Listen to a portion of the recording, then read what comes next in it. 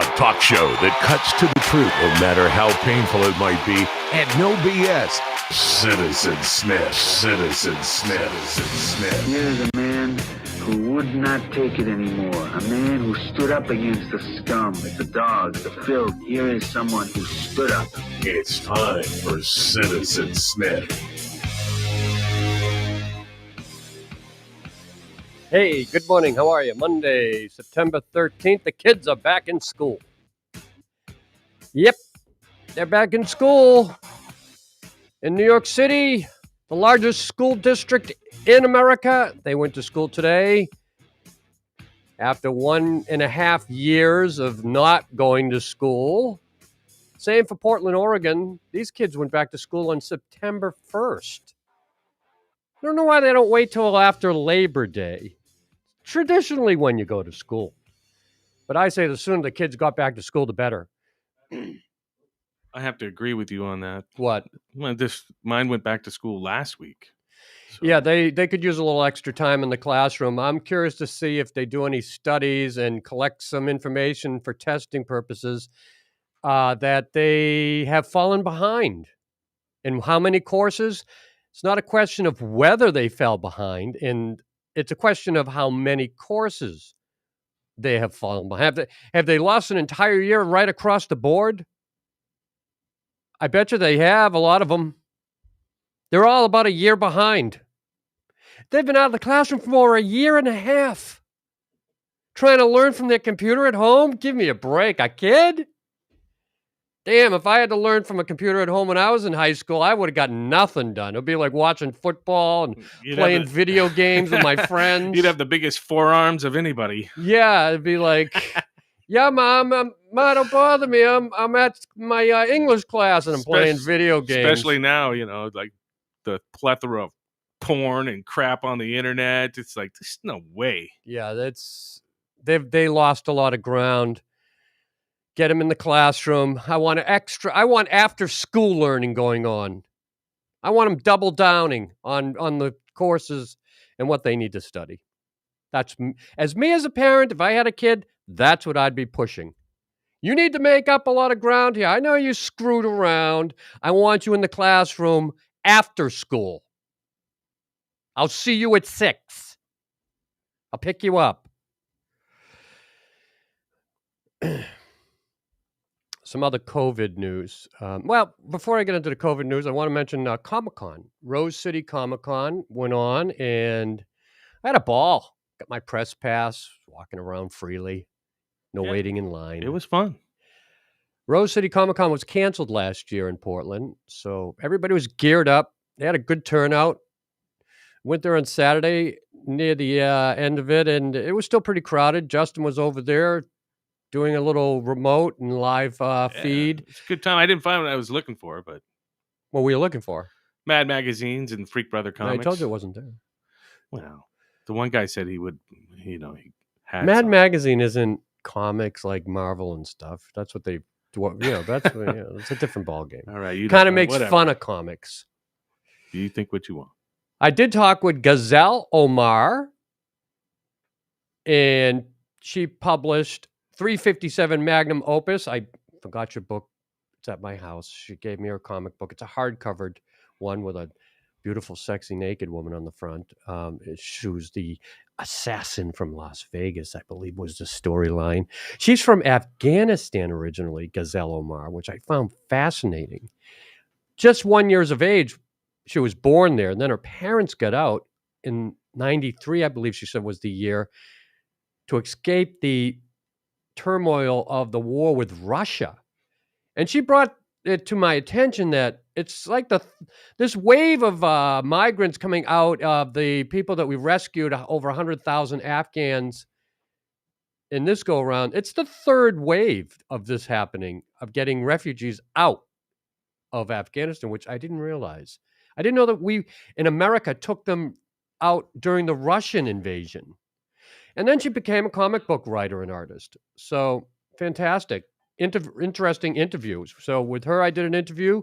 Patrick Burmeyer, Oregonian, writes Dark Tidings Press, involved with Dark Tidings Press and Discordia his comic book.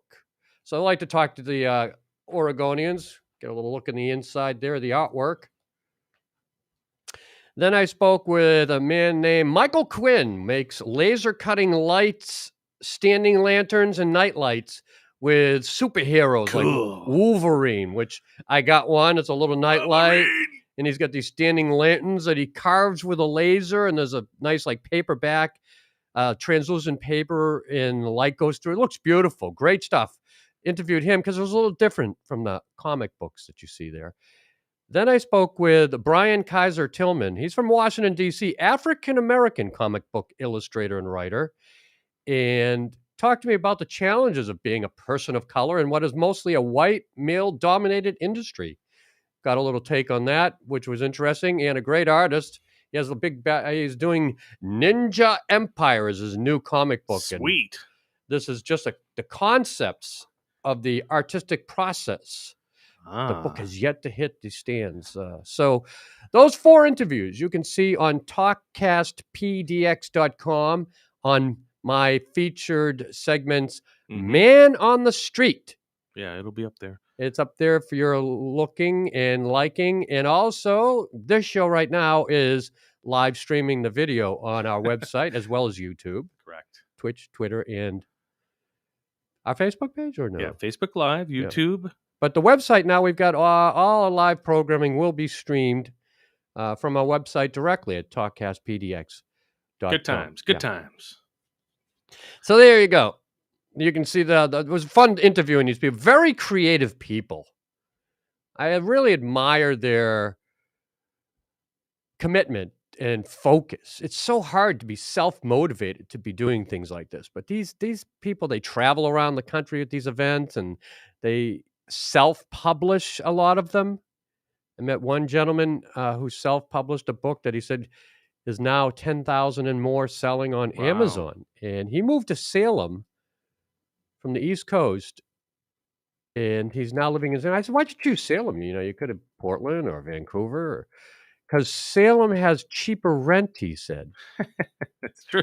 I was like, it's the capital. Isn't the rent more expensive? And then this gal yesterday was telling me, she was the bartender at the sports bar. No, Salem's got some, there's a lot of farms and lower income, and the rent's pretty cheap there. I was like, the capital has the cheapest rent? That's usually the opposite in most cities or capitals around the country. You'll find more expensive rentals in the capital cities, but Salem, I guess, is cheaper. So let's talk a little bit about COVID again, as I mentioned. So the schools have reopened. New York City's I got to expect that every school in America is open now, right? For kids are back fully in school. I love this picture in the New York Times, right? This is the parents hugging the kids. He's going to school again. It's nice to see the kids getting ready for class. Look at how happy they are. Yeah. I saw. I was talking to a young gentleman, older gentleman. He was like, "Oh, it was Pete. Pete Lee was like, I was watching the kids get on the school bus, and it made me feel good, because we haven't seen that for a year and a half. It's good to see the kids going back on the school bus, back out going to school. It makes us happy as adults in society to see the kids returning to normalcy in the country. I'm sure it makes the parents really happy. You're one.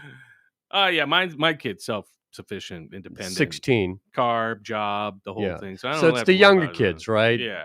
That you see this. Yeah. They say some disruptions are expected during the school year because of the possibility of variants coming up. But right now, we have the Delta variant. And interesting enough, I read this today, and I was like, wow, which way are we going? This way or that way? I don't know anymore. The new review by the Federal Drug Administration and scientists are now saying boosters aren't needed for the general population to combat this Delta variant. This after Biden was saying everybody should get one. Biden, hey, President Biden, you're not a doctor.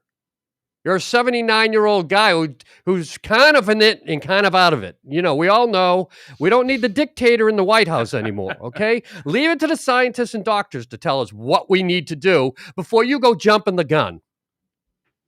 Because this is driving me crazy and every other American.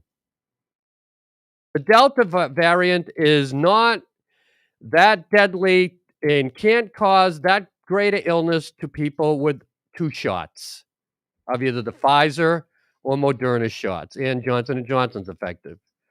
So it was 18 authors, including Dr. Philip Krauss, Dr. Marion Gruber, FDA scientists who announced that they will be leaving the agency, by the way, at least in part because they disagreed with Biden administration's push for boosters. In other words, they were probably saying, hey, you shouldn't be saying this. And he was like, I'll say whatever I want. We're getting boosters. I don't care what you say. Who are you? A doctor? Yes, as a matter of fact, we are. So they're leaving the FDA after putting this announcement out and reviewing the data. What they say, the experts, is that whatever advantages boosters provide will not outweigh the benefits of using those doses to protect the billions of people who remain unvaccinated worldwide.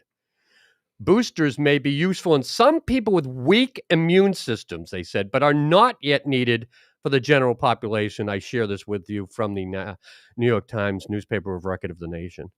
Several studies published by the Centers for Disease Control and Prevention, including 3 Friday, suggest that while efficacy against infection with the Delta variant seems to wane slightly over time, the vaccines are holding steady against severe illness in all age groups. Only in older adults over 75 do the vaccines show some weakening in protection against hospitalization. Got it? That's what we're doing now. That's where we're at. And though some levels of antibodies do wane over time, the risk of infection is very minimal, and the body's memory of the virus is long-lived. I'm not getting the booster. I wasn't going to get the booster anyway. I was like, hey, hold off now. I'm not throwing one more shot in me before I know damn well whether this thing's necessary and really going to work, which they say they're not sure if it even works well enough that it doesn't really add that much protection after 2 doses, the booster shot. The enhanced protection against infection, limited from a booster shot. That's what they're telling us now, scientists and doctors. Got that clear? I hope we can clear that up for everybody right now. So everybody relax. You know, this thing's going to be like the cold and flu for the rest of our lives, probably. We're not going to eliminate this bat virus. It's out there and it's staying for good. The question is how we proceed forward and if our bodies remain with antibodies, that it probably will be the case, but we'll have to keep an eye on it for the long term, if not forever. Like the flu. All right, so let's talk a little bit about my conversation with an African-American young lady who moved to my apartment, no names mentioned.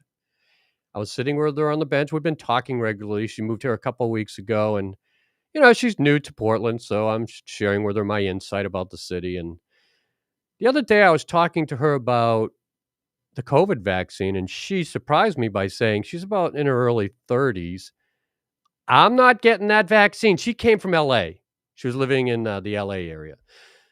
And she's I believe she said she has a master's degree she just got, and she's in therapy as being a therapist, and she doesn't have the vaccine, and she's not going to get the COVID vaccine because she said she doesn't trust government. And then she brought up a reason for that distrust. First of all, she says, I don't trust whether it's safe.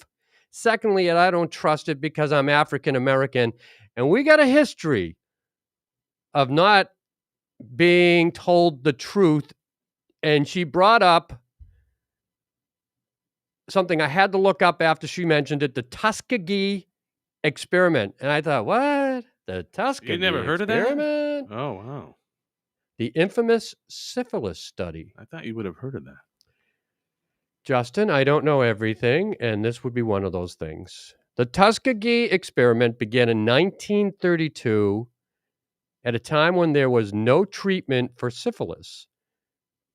course, a contagious venereal disease. So, in Macon County, Alabama, 600 African American men were recruited, enrolled in a project at the where the hell is it? The Tuscan Institute, and where's the damn medical place? Anyway, they were enrolled 600 to study syphilis. 399 men were with latent syphilis, and a control group of 201 free of the disease. So what they did is they didn't treat the black men with syphilis, and they didn't tell them what they were actually doing. They simply said this was for bad blood treatment.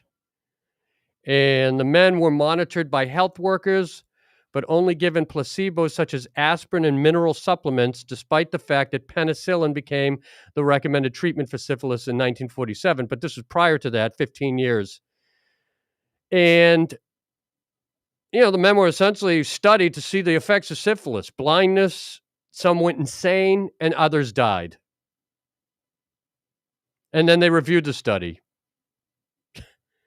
So this was where the distrust came, she said, my African-American friend, mentioning the Tuskegee study.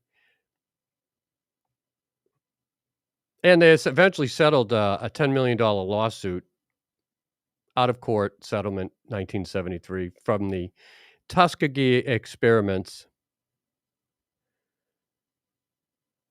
The Tuskegee University National Center for Bioethics and Research in Healthcare was established. Anyway, I missed this one. I didn't see this story till now. When she mentioned it, I made a mental note of the name. I was like, I'll have to look that up. So here I was pretty. So this still carries over today to people who are in the African American community. I guess really remember these 40-year history of the experimentation in the Tuskegee. That's Tuskegee study. And the official name was the, quote, Tuskegee Study of Untreated Syphilis in the Negro Male. 1932, it started. 600 African-American men from Macon County.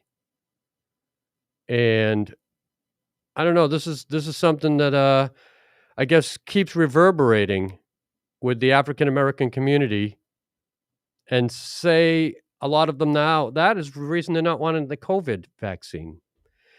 I read that, I don't know if this number is accurate, 6% of African-Americans have only gotten the vaccine nationwide? That popped up as a number. I was like, well, how many? That seems a little low. I can't believe that is the number for... I'm going to do another check here. African Americans COVID vaccination numbers. Okay, let's see. I mean, a lot. This is a skeptical bunch because of these that test, I guess. And let's see what we got here. Nope, that didn't bring up anything. Do you get any numbers there on that, Justin, by any chance? For the African American vaccination turnout? No. Why some U.S. blacks only remain COVID vaccine deliberate? I don't know. All right, I should have looked this up ahead of time, but I read 6%. That seems really low. I don't know if that was an older number. So, all right, here we go. It's much higher. About 40% of black people and 45% of Latinos have been at least partially vaccinated. So maybe 6% haven't been fully vaccinated, compared to 50% of white people, according to the latest data by Kaiser Family Foundation. This is this is pretty current, September 7th, 2021. So that's still a pretty low number, 40%, just partially vaccinated. So, well, I don't know, skepticism because of past historical problems with trust by the government is greater with African Americans than the whites, I guess, in this country, because of the history of abuse, of lack of trust, of lack of transparency, and the Tuskegee experiment. Your friend Pete Lee chimed in. Yes, what did he say? I'll put it up there, but it says, one thing I'd add, NPR also had a segment where they noted that a bigger factor is that many African Americans don't have good experience with healthcare access and providers who are culturally competent. It's not just Tuskegee. That's what he had to say. All right. Here's another story that came out over the weekend. I share this with you via OregonLive.com. Dancers, that being strippers, exotic dancers. We had one on my show, and she was mentioning the lack of labor rights and abuse of hourly pay for the gig workers and exotic dancers of strip clubs in Portland, which has the highest number of strip clubs in America. Pete said per capita, but I think we have the highest number, period. It's like over 50. I don't know if they still have the entire bunch after the COVID, but anyway, she was talking about labor rights and lack of pay, abuse of their hourly wages. And now there's a lawsuit being filed by dancers suing Oregon strip clubs. And they say that, for example, this one young lady that was cited says she pays $5 for each 8-hour shift. And before heading home, would make another round of payments from the night's tips, handing out at least $20 a piece to an assortment of other people employed by the club. And sometimes, they come home with very little money, less than the minimum wage. They're suing 6 clubs in Oregon.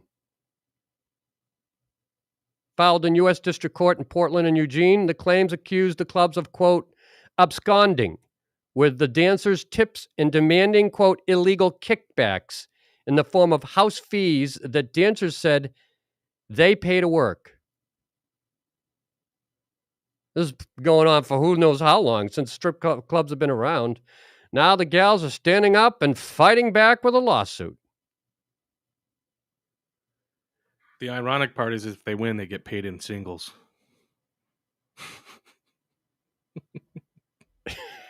or $2 bills, which is easier. I know. I could see this. This is a problem, though. You can't be, a contractor and have set times and all this crazy stuff. I hope they win. Dozens of federal and court judges from Alaska to Georgia have ruled in dancers' favors on wage claims like the ones filed in Oregon. So this is not only the first time it's been done. It's a tough job. They give it their all when they're out there. 100% effort. Hardworking gals. Good luck. Last but not least, I want to bring up this fascinating technology that I read about, and I can't even believe it exists in my lifetime, but it does. And it's fascinating to see the Ray-Ban Facebook glasses called smart glasses. This was from the Wall Street Journal tech writer Jonah Stern, and she profiled these new glasses that are out that I must have. Like I said, Ray-Ban and Facebook hooked up to produce these glasses that you can take a photo, record people, and do at least a 30-second video with the tap of a button on the corner of the glasses. Sunglasses. Pete, my friend who I was sharing the story with, told me, what about clear glasses or prescription glasses? I was thinking, ooh, that's a whole nother market they can open up. Because he can't, if you have prescription glasses, you can't wear these. If you have contacts, I guess. But if you could get prescriptions and have these, then you get a whole nother. Here's a picture of it. They look pretty cool. Ray-Ban, of course, are great sunglasses. Yep. $299. You can see there's a little light in one of the corners that lights up.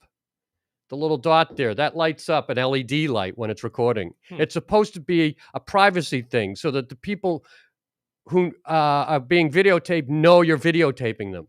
Yeah, right. Good luck with that. They're going to probably have to make adjustments, but if you Something's want the got- yeah, originals, that is, you better get them now because they're going to have to change them. That's like people, thinking Alexa spies on them while they're at home, Hey, by the way, Pete, just for your notification, yes, they do have clear lenses. They have 20 different style combinations. Pete says that Ken just wants to look like a surfer Borg. That's all you want to do. What I want to have is I failed to mention you can also answer your phone with these glasses on and talk. All this in the sunglasses frame where all this technology is hidden. They must be heavy. They wanted to limit the video to 30 seconds for privacy protection of people. What do you think about this? Creepy or not? Creepy, and I think you can do enough damage in 30 seconds. It wouldn't matter. This will just give us a whole new round of Karen videos. Got news for you. It's going to stay, and more companies are going to be producing them. It's going to be a massive market in the coming years. I can see some litigious activity coming down the Oh, pipe. please. Oh, it's going to happen. Whatever. It's gonna happen. It's a pair of glasses. Okay. So what? You what's the record somebody. difference- You what's the record difference somebody if I have without. my phone, and I'm like, You record "Doot," somebody without their know. permission for 30 seconds. You know, and people do distribute it all the time with phones. Yeah, well, I'm just saying. I just want it so I can, like I do my man on the street. Maybe I see some interesting thing on the street. I don't have to grab my phone and get it. I just boop. Or I'm wearing sunglasses that are really great for ultraviolet protection on the beach. And I'm sitting there laying out on the beach chair and the phone rings and boop. Yeah, hey, Justin, what's up? I'm in the. You I'm probably on the more. beach. It'd probably be more like see a woman in a bikini and you're taking pictures with your. Well, phone. so what? Is there something wrong with that? Yeah, actually, there is a lot wrong with that. Oh, okay. People never took pictures of people in bikinis. That's a new thing in without their society. without their permission, and then distribute it amongst the interwebs. Well, that's a whole nother level. Well, your Facebook glasses, where does it go? All right. Well, so do you think like they're gonna get rid of these? I don't know. I mean, Google tried it a while back with the Google Glass, and that didn't last. We'll Well, see. these are fashionable Ray-Ban glasses, and they are not going anywhere. If anything, the marketplace is going to expand with a whole versatility beyond the scope of what these can do. Bet your ass on that. iPhone watch, iPhone camera, iPhone sunglasses. You got it. So if Apple They're gets coming. into it, Facebook will. Good luck, Facebook. What do you mean? Good luck for what? I think if Apple comes out with glasses, that'll be way better than whatever Great. Facebook. Can Yeah, do. but I got a news for you. A lot of people are going to be buying these, and I'm one of them. $290, $299. Okay, well, don't ask me to buy you lunch then, ever. If you're going to spend $290 on that garbage. It's your opinion. I like them. I think they're the coolest thing to come out. $299 Ray-Bans. Ray-Ban. They look great too.